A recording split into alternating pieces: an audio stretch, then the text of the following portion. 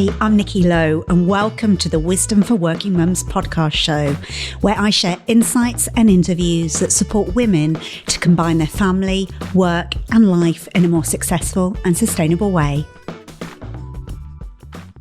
Welcome to this episode. I'm your host, Nikki Lowe, and today I'm sharing the 7 things not to say to a working mother. And this episode is launching on International Women's Day 2022, and this year's theme is all about breaking the bias. International Women's Day is here to help create a gender equal world, a world that is free of bias, stereotypes and discrimination, a world that's diverse, equitable and inclusive. And collectively, we can all break the bias. And bias, whether conscious or unconscious, is holding women back in the workplace. And it's making it harder for women to get hired and promoted. And it negatively impacts their employee experience. Women face biases due to a number of reasons: race, sexuality, disability, and other aspects of their identity. And in this episode, we're specifically exploring maternal bias or motherhood bias. And I use those terms interchangeably. And motherhood bias is believed to be the strongest form of gender bias. And really, it's all about how motherhood triggers false assumptions that women are less committed to their careers, even less competent. And it's not only damaging if you're a working mother, but also if you're a leader in an organisation where these unconscious biases are being lived out, because it's impacting your talent pipeline. So in this episode, we're going to be exploring what is motherhood bias and the common ways it shows up in the workplace. And I'm going to be doing that by sharing 7 things not to say to a working mother, and to think about what to do if you experience it or see it happening to others. But before I dive in, could you do me a huge favour, please? Can you share this episode with 2 or 3 working mums, or maybe somebody in an organisation that is a leader that might need to hear it? So I'd be really grateful if you could support them by offering this free podcast. I hope it's useful for you. And if so, I hope you pass that on. And please consider rating and reviewing my show. Your review can help other people find my podcast. So you'll literally be helping another working mum find this resource. Plus, as you know, I love to go in and read them. Just click ratings and reviews and write a review where you listen to this podcast and let me know your feedback. Thank you. So why are we doing this episode? Why is this important? And particularly for International Women's Day, about breaking the bias? It's because the research shows that motherhood bias is often the strongest kind of gender bias. And it's not only damaging for you as a working mother, but also, as I say, for the organisations. And knowing that bias exists isn't enough. We need to take action to counteract it. And it's important because the global gender pay gap is not expected to close for another 136 years. And that gender gap includes economic, political and educational gap. And actually, COVID-19 has increased this time from 100 years, according to the World Economic Forum. And so we've gone backwards. And according to the World Economic Forum, it will take 268 years. Yeah, you heard me right. 268 years to close the economic gender gap. So our daughters, our granddaughters, and even our great-granddaughters will still be tackling this issue if we don't take bigger steps to counteract it. And almost 3 in 4 women experience bias at work. And those who do are more likely to leave their jobs. Yet only 1 in 3 employees, including managers, challenge bias behaviour when they see it. So it just shows you that this is happening, but not enough is happening to stop it and counteract it. And that's why it's important to be sharing this. So what is bias? So bias, whether conscious or unconscious, is holding women back in the workplace, and it's making it harder for women to get hired and promoted. And it negatively impacts their employee experience. So they're more likely to leave an organisation or step back in their career. And if you think about it, we're entering a time in history where there are now more generations integrated into a workplace. So there are currently 5 generations integrated into a workplace for the first time in history. And what that means is each generation has its own beliefs, values, opinions. And so integrating those is more challenging because often we don't recognise them. And there's more risk of that unconscious bias becoming an issue. Motherhood, unfortunately, triggers false assumptions that women are less committed to their careers and even less competent. And that can mean that discrimination shows up more. And unfortunately, the number of women forced out of their jobs because they were pregnant and the number of working mums experiencing discrimination doubled between 2005 and 2015, according to the Equality of Human Rights Commission, which is just shocking. So how does bias work? There's a great quote that says, "We don't see the world as it is, we see the world as we are."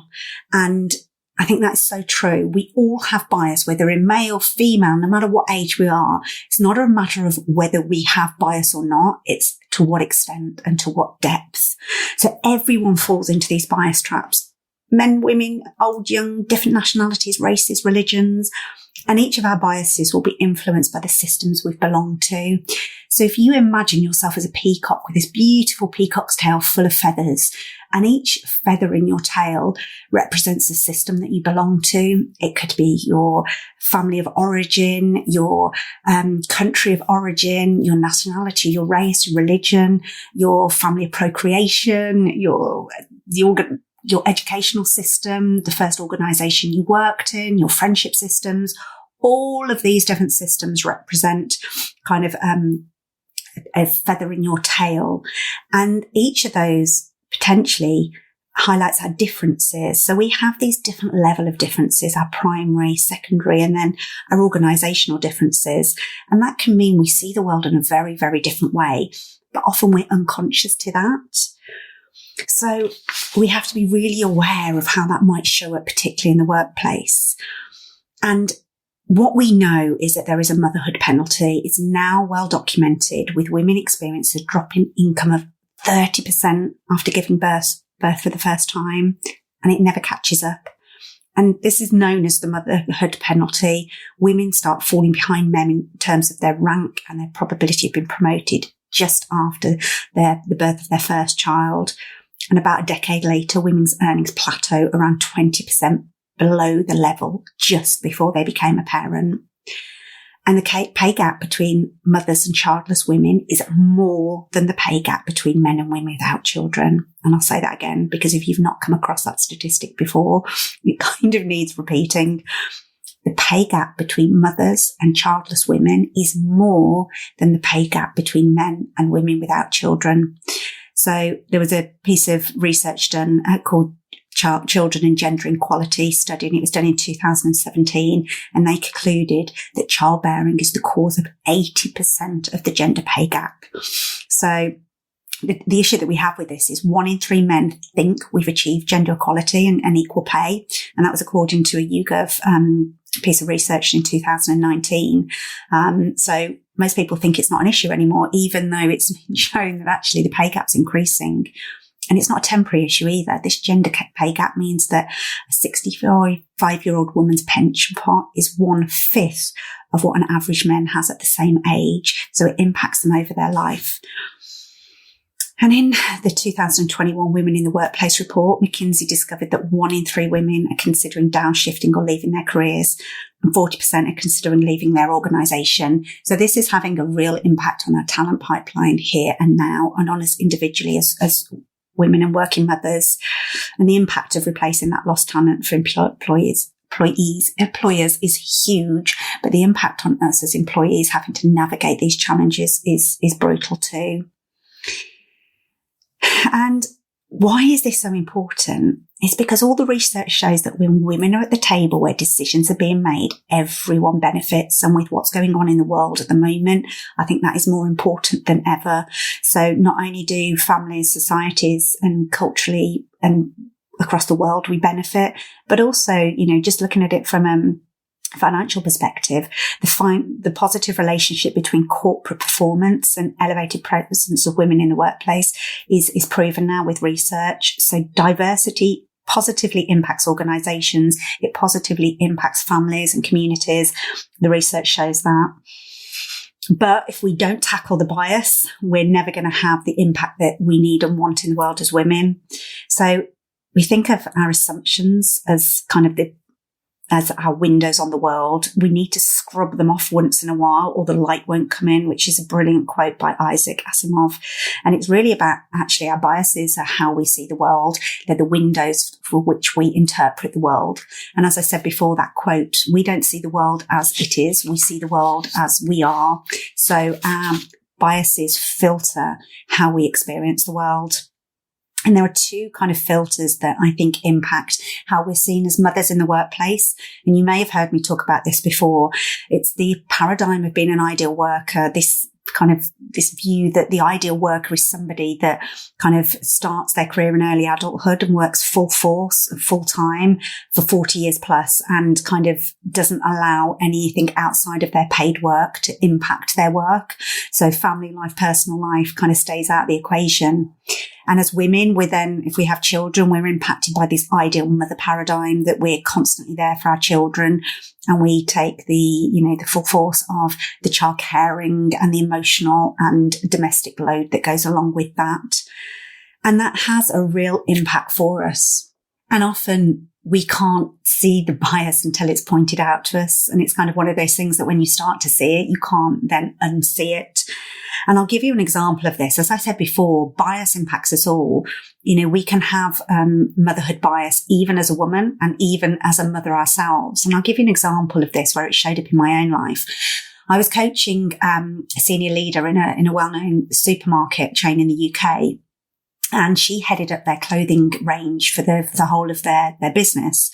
And as we were kind of starting our coaching session, we went to the coffee shop in their head office and we were grabbing a coffee, and she was telling me she was just about to head off for a trip to China and India to visit a number of their manufacturing plants that produce their clothing.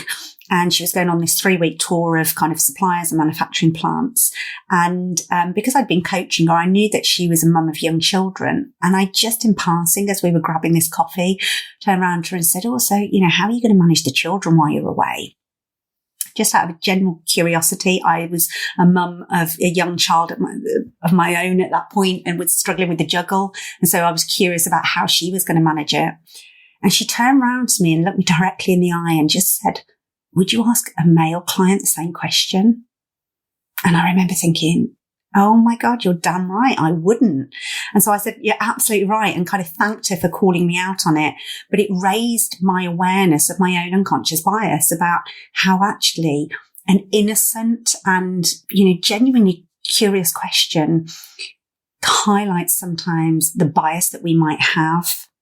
So as I go through these, it's really useful for us just to reflect on what bias do I have and how might I experience the bias of other people. And that brings me on to the 7 things not to say to a working mother.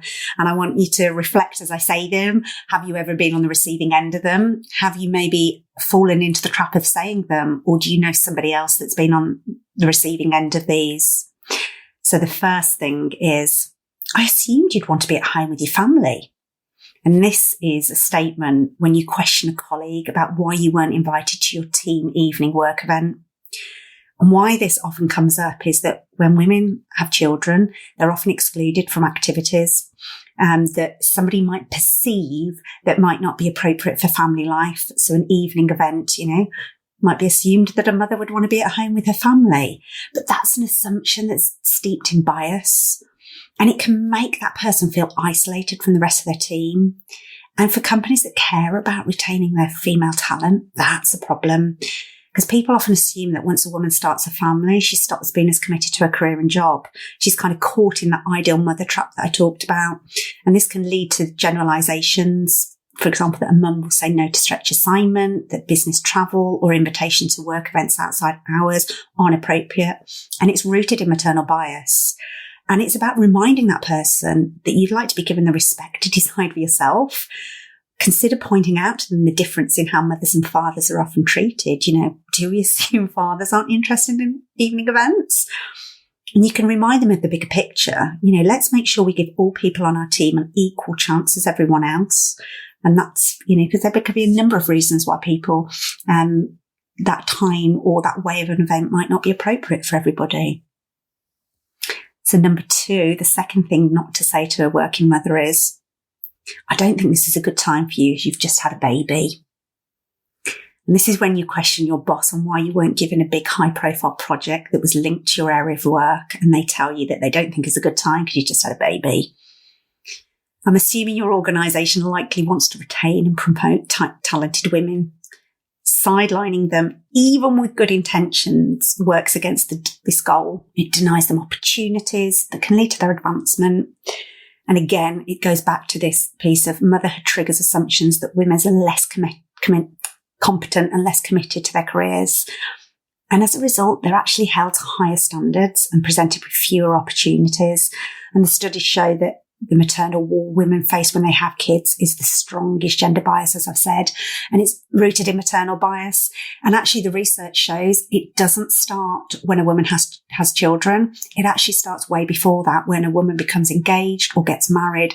The assumption is that they want or going to have children, and actually they can start to experience the bias at that point. The number 3 thing not to say to a working mother is, would you want to be away from your family for that much time? And this would happen in a meeting about hiring for a senior role that requires travel. Someone questions whether you'd be a good fit for the role because there's travelling required. And that question is based on a biased assumption about an employee's family commitments and ambition. And that can mean that you or this individual loses a major opportunity that she's qualified for, and that your organisation misses out on the talent. And this is the pain point between an ideal worker and an ideal mother.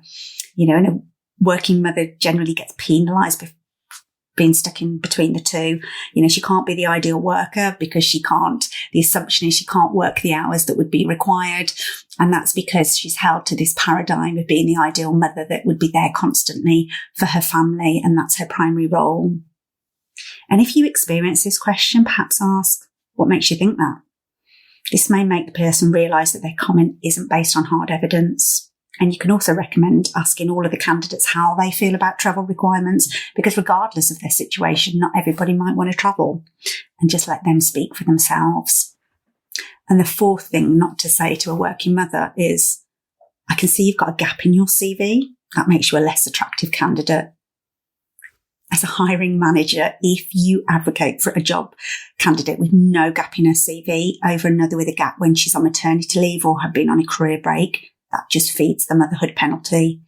Mothers are more likely than fathers to take time off for childcare, and therefore they face harsher career penalties when they do. Now, you'd hope that no one would be as careless to say this kind out loud. But discrimination against pregnant women, mothers and women of childbearing age is rising sharply, according to Pregnant Then Screwed. We know that 1/3 of employers avoid hiring women of childbearing age, and 40% of employers think women take advantage of their pregnancy in the workplace, which just annoys me. And 1/3 of employers think women are less interested in their career once they get pregnant. That organisations that look negatively on job applicants who take time off to raise children, they risk missing out on qualified candidates, in particular women and talented women that got so much to offer. So when a woman becomes a mother, as we've said before, it can make others think she's less committed to her career or even less competent. And that's where this motherhood bias kicks in. And seeing a gap in a woman's CV can trigger that maternal bias, and it can hurt her chances of being hired. So we need to make sure that every candidate is evaluated on their skills and experience without taking into account the time off for caregiving, as that impacts women more negatively. Or if we are going to take it into consideration, look at all the benefits that an organisation gains from a woman having access to all those different experiences about taking that career break. So let's just not discount it and see it as a negative. And the 5th thing not to say to a working mother is, I hope you're not going to be away for too long, as we can't manage without you. If that was a colleague telling a female co-worker that hoping that she won't be away on maternity leave for a long time since the team can't manage without her, the comment can make your co-worker feel pressurised to cut her maternity leave short, which could negatively impact her and her baby's well-being. It could even make her feel that her job might be in jeopardy unless she returns early. And that in turn can harm the organisation, because stress about maternity leave is real, and it can make a valuable employee feel less productive and less happy, and therefore they're less, they don't perform well in their job.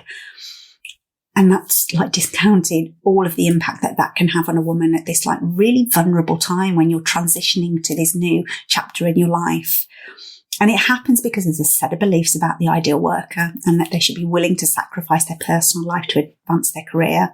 And that impacts both men and women, but obviously men are less likely to take parental leave or paternity or shared parental leave because of this. So when men don't use their leave, it makes it harder for women to use theirs without judgment. And if we hear this or we receive it, if we were there and we could hear a colleague being told that, I would encourage you to step in and go, no, we'll really miss you, but you can take all your leave. Please do.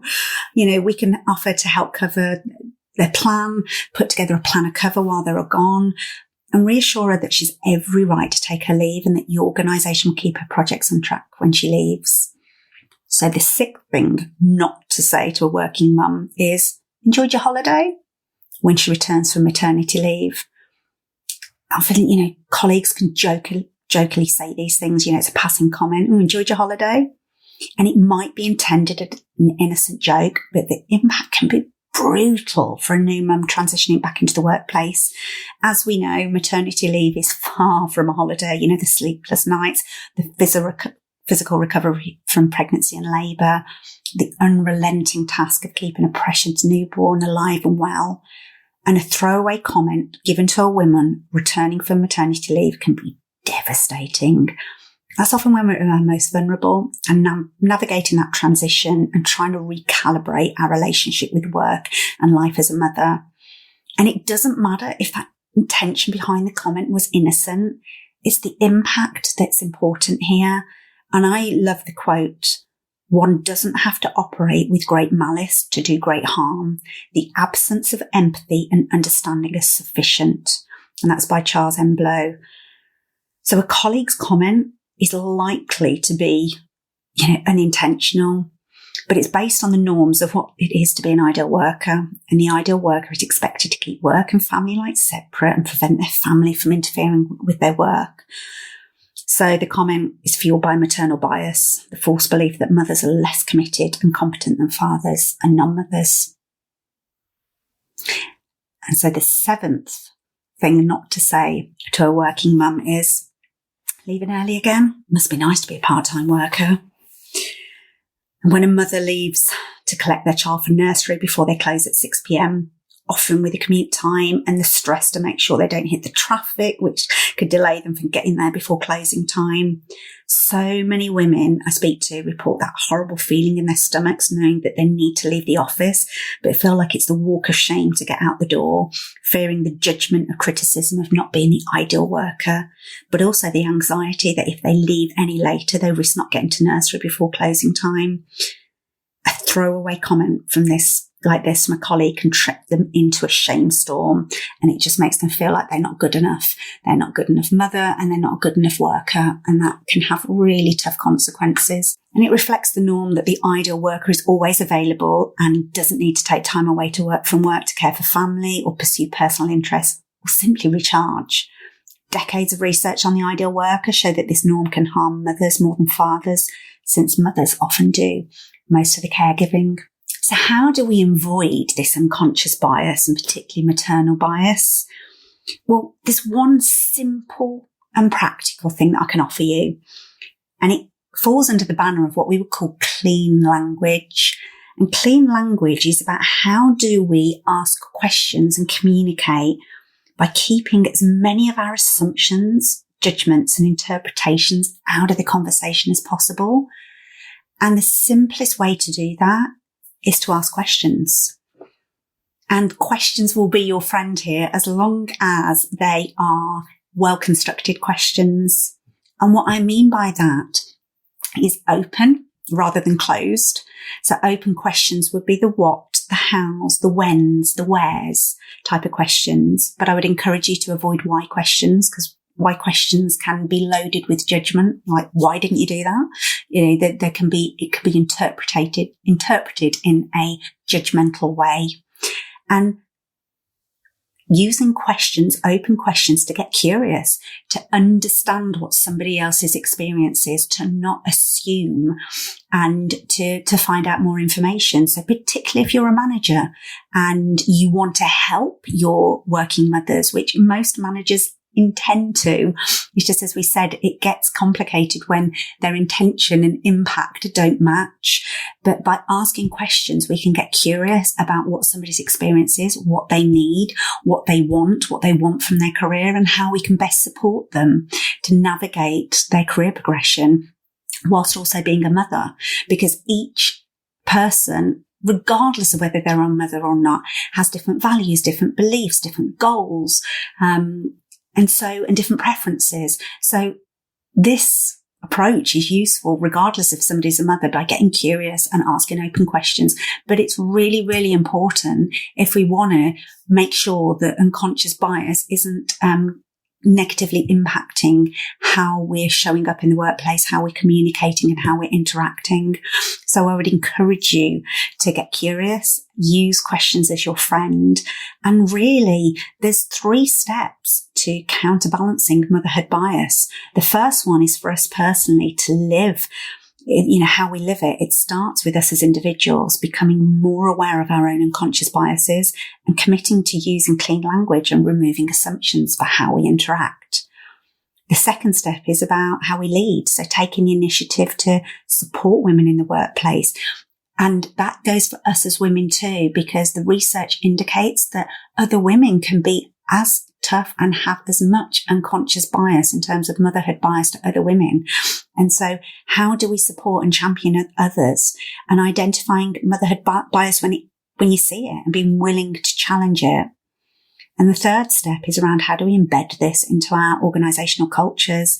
So that goes for us individually and collectively. How do we champion, sponsor and positively influence initiatives to support working mothers and fathers? Because actually when we make working mothers and fathers equal and give them access to the same resources and the same opportunities and hold them to the same standards, it impacts everybody positively. So obviously motherhood bias impacts mothers more, but actually if we can champion working fathers as much to take their paternity leave and shared parental leave, it starts to make this world equal, which is what International Women's Day is all about.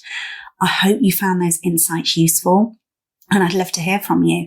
Have you ever experienced any of those? Have you ever heard them being said to somebody, and how did that make you feel? And are there any that I didn't include? There's going to be many more than that, but I hope listening to this has helped you understand the whole concept of motherhood bias, whether you've been on the receiving end of it or you recognising your own biases. And I said, we've all got them. I'd love to hear from you, and I hope you found it useful. Until next time, take care. If you've enjoyed this episode of Wisdom for Working Mums, please share it on social media and with your friends and family. I'd love to connect with you too, so if you head over to wisdomforworkingmums.co.uk, you'll find a link on how to do this. And if you love the show and really want to support it, please go to iTunes, write a review and subscribe. You'll be helping another working mum find this resource too. Thanks so much for listening.